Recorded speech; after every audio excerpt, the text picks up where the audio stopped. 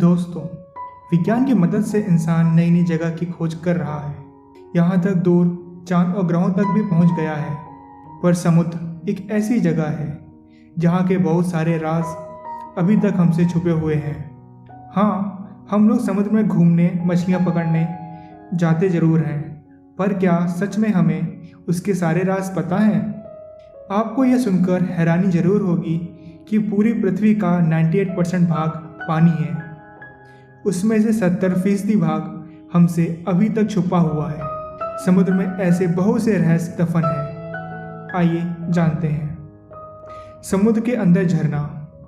आपको यह बात सुनकर शायद हैरानी जरूर होगी कि समुद्र के अंदर भी झरना पाए जाते हैं। सोचिए, पानी के अंदर भी एक पानी का झरना। विज्ञान की वजह से हम लोग कुछ ऐसे झरने के बारे में जान पाए हैं।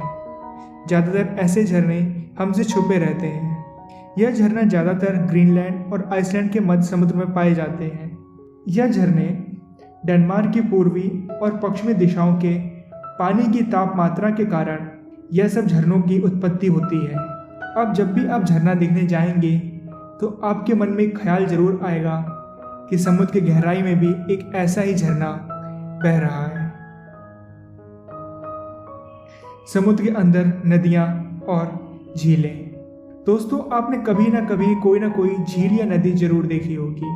अगर मैं आपको यह कहूँ कि समुद्र की गहराई में भी नदी होती है तो आपको विश्वास करना थोड़ा सा कठिन होगा। ऐसी पाई जाने वाली नदियों को ब्राइन पूल के नाम से जाना जाता है। यह सब झीलें समुद्र की गहराई में नमक के स्तर पानी में घुल जाने के कारण बनते हैं।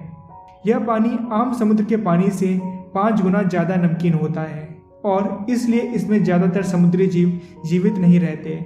इसी वजह से ये समुद्र के पानी और अपने पानी को अलग करता है। पर समुद्र के अंदर नदी, यह बात सुनकर हमको बेहद अजीब लगता है, पर जो भी बात हो यह सच है। अज्ञात ध्वनि।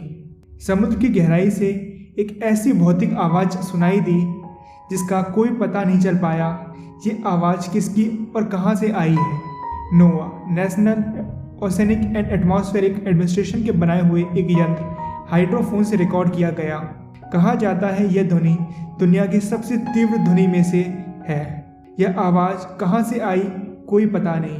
बहुत से वैज्ञानिकों का मानना है कि यह समुद्र के तल में रहने वाली मेगालोडॉन शार्क या ऑक्टोपस की आवाज़ है, जो समुद्र के सतह में बहुत कम ही ऊपर आते हैं। यह समुद्र की गहराई में ही निवास करते हैं। आप शायद गर्मियों से बचने के लिए सनस्क्रीन का इस्तेमाल करते हैं। अगर सोचिए किसी प्राणी ने अपने लिए सनस्क्रीन बनाई तो समुद्र में पाए जाने वाले कोरल सूर्य की तेज किरणों के रेडिएशन से बचने के लिए अपने शरीर के ऊपर एक लेयर बना लेते हैं। Commonwealth research and scientific organisation के मुताबिक ऑस्ट्रेलिया में पाए जाने वाले ग्रेट कोरल रीफ के कोरल ऐसे ही अपने शरीर में सनस्क्रीन बना लेते हैं। थोड़ा अजीब है ना? Treasure of the ocean. अगर मैं आपको यह कहूँ कि समुद्र में नमक ही नहीं बल्कि सोना भी मिलता है तो आप क्या कहोगे? यकीन नहीं होता ना? यूएसए के नोवा यानी कि national Oceanic and Atmospheric Administration के मुताबिक समुद्र में कम से कम 20 मैट्रिक टन सोना है और यह सोना पानी से अगर अलग कर दिया जाए तो दुनिया के हर इंसान के पास 4 किलो तक सोना होगा।